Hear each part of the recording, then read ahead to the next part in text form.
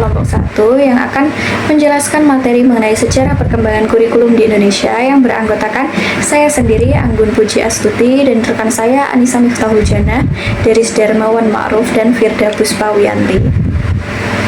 Langsung saja, di latar belakang perkembangan teknologi semakin lama semakin pesat. Hal ini mengakibatkan semakin cepatnya perkembangan pemikiran peserta didik, terutama peserta didik di Indonesia. Perkembangan pesat dari teknologi ini juga berdampak pada kualitas pendidikan yang diberikan oleh guru kepada para peserta didik yang diakibatkan oleh perkembangan teknologi. Pendidikan juga sudah tidak mendukung lagi. Oleh karena itu, kurikulum di Indonesia juga sudah kesekian kali diubah untuk menyesuaikan perkembangan pendidikan dengan perkembangan teknologi dan perkembangan peserta didik. Yang selanjutnya, definisi kurikulum. Kurikulum berasal dari bahasa Latin yaitu curriculum, yang berarti jalan yang dilewati oleh kereta api. Ungkapan tersebut kemudian dikembangkan maksudnya dalam bidang pendidikan, yang mengartikan sekelompok mata pelajaran yang ada di sekolah dan harus dipelajari oleh siswa. Maka dari itu, kurikulum merupakan program pendidikan yang merancang, merencanakan, serta menjadi pedoman yang di dalamnya terdapat pengalaman dan bahan ajar guna membantu dalam proses belajar mengajar bagi pendidik dan peserta didik, sehingga tujuan pendidikan dapat tercapai. Kurikulum memiliki konsep yang terus berkembang dan berubah dari tahun ke tahun, sesuai dengan perkembangan dan kebutuhan masyarakat. Perkembangan kurikulum di Indonesia telah ada sejak tahun 1974, yang mana telah diikuti dengan penyempurnaan dan perubahan pada tahun berikutnya. Pada tahun 1952, 1964, 1968, 1975, 1984, 1994, 2004, 2006, dan 2013, dan kurikulum Merdeka. Perubahan tersebut dilakukan dengan penyempurnaan yang disesuaikan dengan kondisi dan kebutuhan masyarakat ketika kurikulum itu dikembangkan. Oke, selanjutnya ada juga fungsi kurikulum. Yang pertama itu fungsi kurikulum bagi pendidik. Kurikulum itu sebagai pedoman kerja dalam menyusun dan mengorganisasikan pengalaman belajar para anak didik. Yang selanjutnya itu pedoman untuk mengadakan evaluasi terhadap perkembangan anak didik untuk menyerap pengalaman yang diberikan oleh guru. Ada pula juga fungsi kurikulum bagi peserta didik, yaitu yang pertama itu fungsi penyesuaian, kedua fungsi integrasi, yang ketiga itu fungsi diferensiasi, yang keempat itu fungsi persiapan, yang kelima itu fungsi pemilihan. Ada pula fungsi kurikulum bagi siswa. Yang pertama itu sebagai alat untuk mencapai tujuan pendidikan yang diinginkan. Yang kedua itu sebagai pedoman mengatur segala kegiatan sehari-hari di sekolahnya.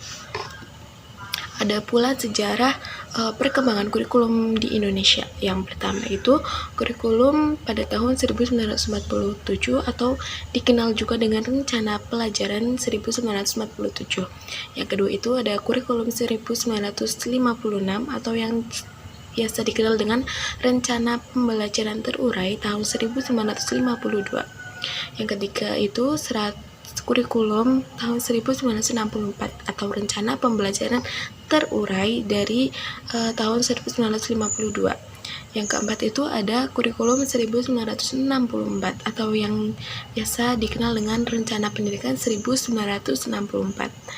Yang kelima itu ada kurikulum tahun 1975, yang keenam itu ada kurikulum tahun 1984, yang ketujuh itu ada kurikulum tahun 1994 dan suplemen kurikulum dari tahun 1999. Yang kedelapan itu ada kurikulum 2004 atau KBK, yaitu kurikulum berbasis kompetensi. Yang kesembilan itu ada kurikulum periode KTPS atau kurikulum tingkat satuan pelajar pada tahun 2006. Yang ke-10 itu ada kurikulum 2013 dan yang terakhir adalah kurikulum Merdeka. Ya, selanjutnya ada faktor-faktor yang mempengaruhi perkembangan kurikulum ya. Jadi faktor-faktor yang mempengaruhi perkembangan kurikulum. Pengembangan kurikulum adalah sebuah proses yang kompleks dan melibatkan banyak faktor. Sekolah sebagai salah satu pelaksana implementasi pengembangan kurikulum sangat dipengaruhi oleh faktor-faktor sosial kemasyarakatan serta perguruan tinggi sebagai pencetak calon sarjana dan calon guru. Faktor-faktor lain juga mempengaruhi pengembangan kurikulum ya, diantaranya faktor filosofis, psikologis, sosial budaya, politik, pembangunan negara dan perkembangan dunia serta ilmu. Selanjutnya ada tantangan dan prospek kurikulum di masa depan. Yang pertama itu tantangan dalam pengembangan kurikulum ya di Indonesia. Jadi infrastruktur dalam dan sumber daya sekolah yang di daerah terpencil itu mengalami kekurangan infrastruktur dan sumber daya pendukung untuk pelaksanaan kurikulum tersebut yang efektif. Terus kesenjangan akses ya, di mana tidak semua siswa memiliki akses terhadap teknologi dan sumber daya pendidikan tersebut. Terus kesiapan guru, di mana kualitas dan kompetensi guru dalam memahami dan mengimplementasikan kurikulum tersebut.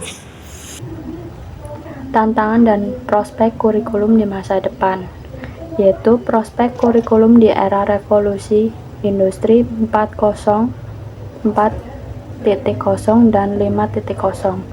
Konsep 4.0 menandai serangkaian perubahan politik, ekonomi, sosial, dan budaya yang berlangsung selama abad 21. Perkembangan dalam revolusi 4.0 ini diawali pada tahun 2016 dengan ditandai adanya sistem yang semua aktivitasnya berbasis teknologi hingga sekarang. Revolusi Industri 5.0 di mana menghadapi era Society 5.0 ada beberapa hal antara kompetensi dan adaptasi yang dimana adanya langkah penting yang perlu diketahui, yaitu perkembangan generasi. Tantangan revolusi industri 4.0 menuju Society 5.0 dalam pendidikan budaya masyarakat dan lingkungan sekolah yang merupakan perbedaan metode pembelajaran di era industri 4.0 dan Society 5.0. Yang selanjutnya itu ada kesimpulan. Perkembangan kurikulum di Indonesia mengalami berbagai perubahan seiring dengan dinamika sosial, politik, dan kebutuhan zaman. Dari kurikulum 1947 hingga kurikulum merdeka, setiap perubahan bertujuan untuk meningkatkan kualitas pendidikan serta menyesuaikan dengan tuntutan global dan kebutuhan peserta didik.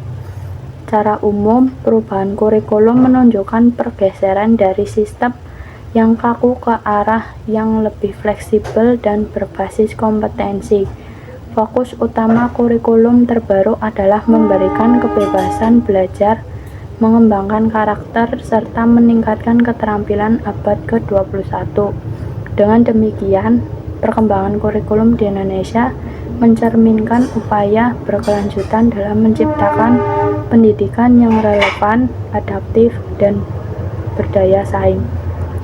Mungkin cukup sekian pemaparan materi dari kelompok 1. Sekian, terima kasih.